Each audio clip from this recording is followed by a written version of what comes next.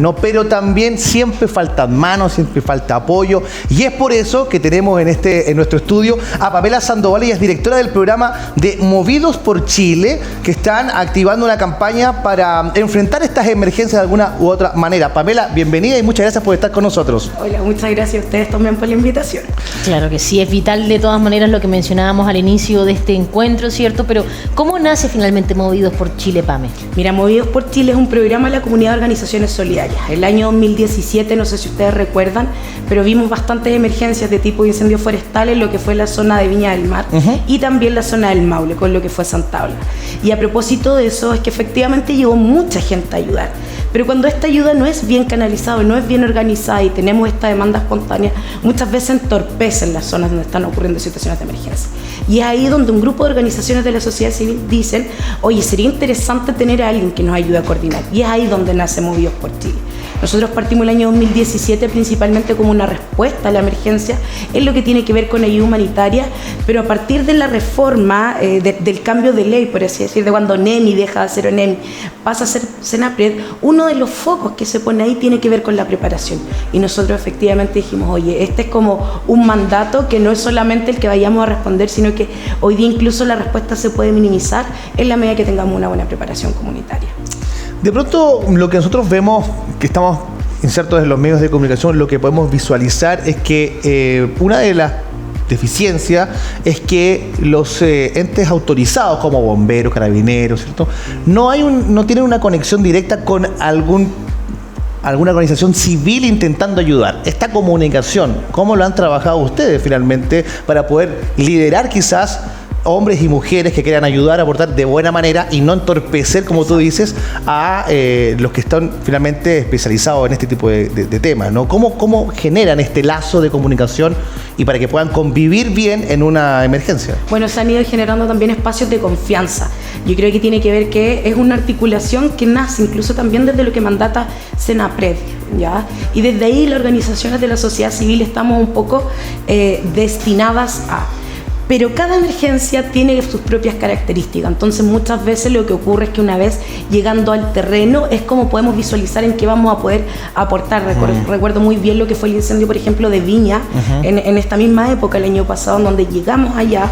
Y me acuerdo que ahí se identificaron dos focos. Uno, por ejemplo, que tenía que ver cómo coordinar el voluntariado espontáneo y otro foco que tenía que ver con cómo identificar qué ayudas ya no estaban siendo, por así decir, necesarias. Y desde ahí me acuerdo que nosotros nos pusimos al servicio del equipo municipal, específicamente de la Oficina de Seguridad y también con INJUV, entonces ayudamos un poco a hacer como de orientaciones técnicas, por así decir. Pero cada emergencia va a ir dependiendo. Y ahí un poco hoy día también, en la medida que existe mucha más respuesta, yo creo que ahí el foco, lo importante es siempre seguir los canales oficiales. Por ejemplo, el fin de semana pasado, antepasado que estuvimos con los incendios de Limache, yo creo que fue fundamental el llamado que hizo el alcalde. No vengan, no traigan ayuda. En caso de, se las vamos a solicitar.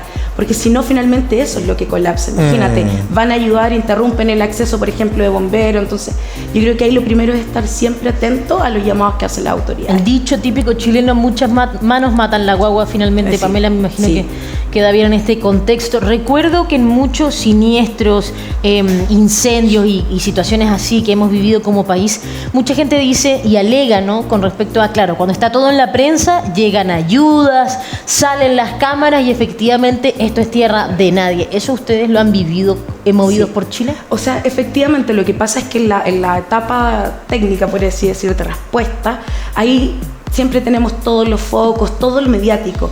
Pero efectivamente los procesos posteriores a una emergencia son mucho más largos a través de la reconstrucción y eso es lo que demora. Y ahí es donde la noticia ya no está. Entonces, aún así se han generado distintas iniciativas para continuar.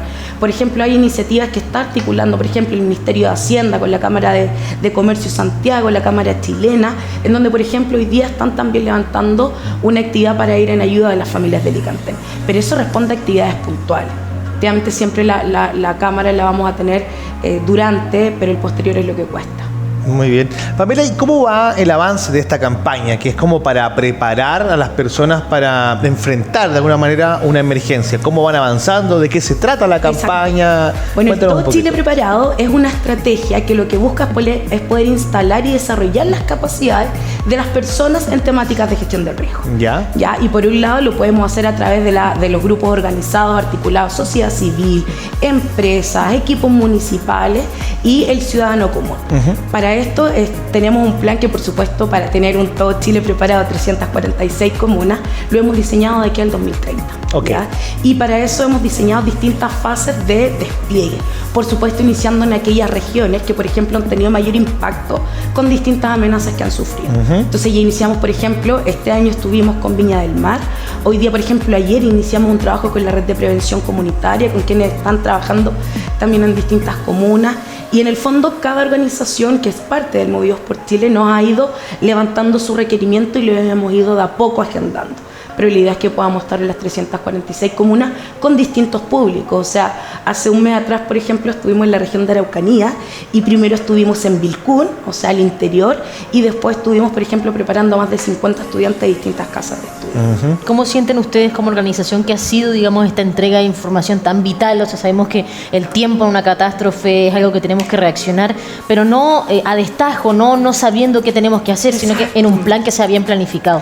¿Cómo han sido estas intervenciones en las diferentes lugares? En general tienen súper buena recepción, porque en el fondo ninguno de nosotros está así como libre de que algo nos pueda suceder. Claro. Y es súper distinto incluso cuando nos imaginamos la emergencia, si nos toca, por ejemplo, en nuestro lugar de trabajo, en nuestro lugar de estudio, en nuestra vivienda, si es de día o si es de noche. Entonces, parte de lo que tiene el Todo Chile Preparado es que, por ejemplo, uno de estos módulos lo que hace es que reflexionemos cómo reaccionaríamos en los distintos escenarios, en distintos momentos. Entonces, también eso es como vamos estando alerta. Y hoy día también la teoría nos dice, la teoría y la evidencia, que en la medida que invertamos más recursos en preparación, menos vamos a gastar en recuperación, que la gente va a estar mucho más preparada. Claro, que lo ideal sería eso, o sea, no recuperar, digamos, sino que prevenir, ¿cierto? Estar preparado para las distintas emergencias. Ahora, cuando hablamos de emergencia, Pamela, nos referimos a cualquier tipo de emergencia.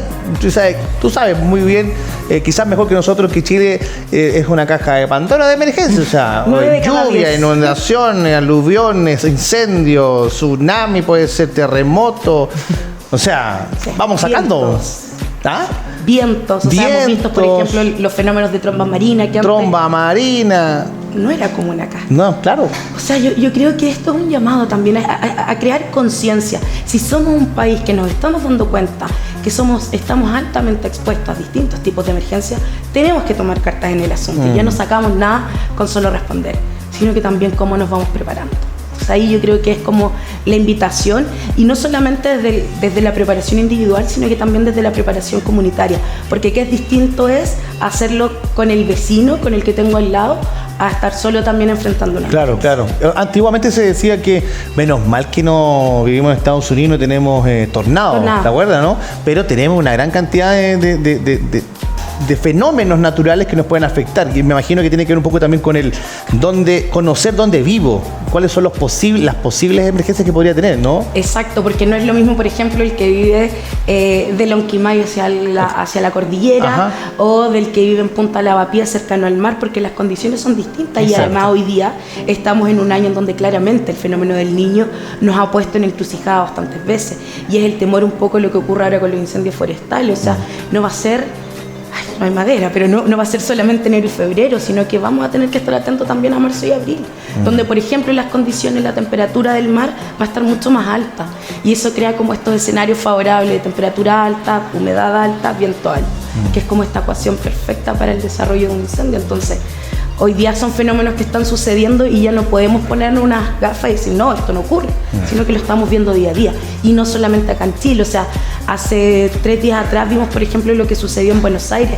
¿Cuándo se había visto? Y nosotros siempre decimos, menos mal tenemos nuestra cordillera de los Andes que nos ayuda a protegernos, pero no sabemos cómo se van a seguir presentando los fenómenos. Uno nunca lo sabe. Pamela, con respecto a la preparación, me imagino que ustedes se han, digamos, alienado con un montón de profesionales, entre ellos me imagino incluso psicólogos, para poder esta información, ¿cierto?, en caso de una emergencia, entregarla a la comunidad civil, a nosotros comunes y corrientes. ¿Cómo ha sido esa preparación, no? Ha sido un proceso súper interesante porque se han vinculado desde distintas profesiones.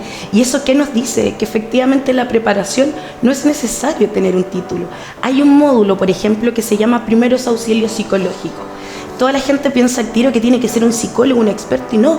Los primeros auxilios psicológicos es, por ejemplo, cuando ocurre una situación de emergencia, esa primera contención que podemos realizar. Y para eso, bueno, nosotros ya lo sabemos de memoria, pero hay 4 pasos clave.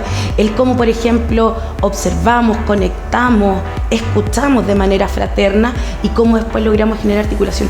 Y esas sencillas acciones pueden producir, por ejemplo, evitar que la salud mental siga empeorando en Chile, sobre todo después de una pandemia que nos dejó bastante dañados. Entonces, de repente se cree que esto es súper técnico y es lo que ocurría antes. Antes la gestión del riesgo quedaba mucho en la academia, en los expertos, en el geólogo, alejado, el vulcanólogo, claro, y en un lenguaje súper técnico. Entonces hoy día no, esto nos afecta a todos. Entonces, en la medida que simplifiquemos el lenguaje, que sea claro para todos, vamos a poder llegar de mejor manera con el mensaje. Muy bien. Pamela, cuando ¿existe alguna comunidad o alguna agrupación, digamos, de personas que quiera ser parte, aprender, transmitir quizás lo que ustedes están entregando? ¿Se pueden comunicar con ustedes y decir, oye, me gustaría que en algún minuto, ¿cierto?, de este largo camino hasta el 2030, ¿no?, puedan visitarnos, puedan entrar? ¿Cómo lo hace la gente? ¿Cómo puede llegar? Exacto, a través de nuestras redes sociales, ahí están los distintos canales abiertos. Está también nuestro correo, que es movidosporchile@comunidad-honor.cl, porque la idea es que ojalá exista también esta demanda espontánea. Y que es lo interesante que tiene el Todo Chile Preparado, que el primer módulo con el que inicia, por así decir, este entrenamiento, es un módulo de formador de formadores. O sea, es cómo vamos a entregar esta capacitación para que otros sigan derramando la capacitación de la preparación, y no dependamos solo del equipo Movidos por Chile. Por eso es que para nosotros los lenguajes que sean lenguaje inclusivo, que sea un foco en distintos públicos, que sea fácil de entender para poder entrenar a otros y que esos sean capaces de llegar y ayudarnos a llegar también a la meta, que es todo Chile Preparado. Queda aún un largo camino, Pamela, y me imagino que también están recibiendo ayuda, recursos, ítems en particular. Sí. Cuéntanos con respecto a dentro de esta campaña o fuera, quizás tienen alguna en paralela donde están recibiendo ayuda. Mira, nosotros principalmente para el tema de preparación, ahí son recursos directos que permitan el despliegue. Pero cuando ocurren situaciones de emergencia y vamos con la primera respuesta, nosotros vamos con un concepto que se llama ayuda humanitaria. Primera respuesta en ayuda humanitaria, que no es cualquier cosa lo que vamos a donar, sino que lo que hacemos nosotros es invitar, por ejemplo, a las empresas o a la ciudadanía en líneas claras de ayuda. Y que tiene que ver, por ejemplo, con kit de alimentación, que está pensado en alimentación en estos kits que vienen armados para 4 días, para 4 personas, con todos los componentes nutricionales que necesita el cuerpo humano para atender sus necesidades por 4 días. Tenemos también, por ejemplo, los kits de higiene hombre, kits de higiene mujer y kits de higiene niño-niña, entendiendo que cada uno tiene características distintas y distintos requerimientos. Y tenemos también unos kits de soporte a la emergencia, que son los de remoción de escombros y los de sanitización de viviendas, que lamentablemente siempre tras un incendio, tras un aluvión, son necesarios que estén disponibles. Y lo que hacemos ahí es solicitar hacer campañas públicas, transparentando en general el costo del kit y cuánto tiene de costo para llegar hasta esa familia. Y esto después, hoy día ustedes saben, estamos en una situación país en donde la transparencia es fundamental. Nos preocupamos también de poder transparentar todo esto para que la gente sepa si o no, a qué se fue, dónde se fue, claro. por qué.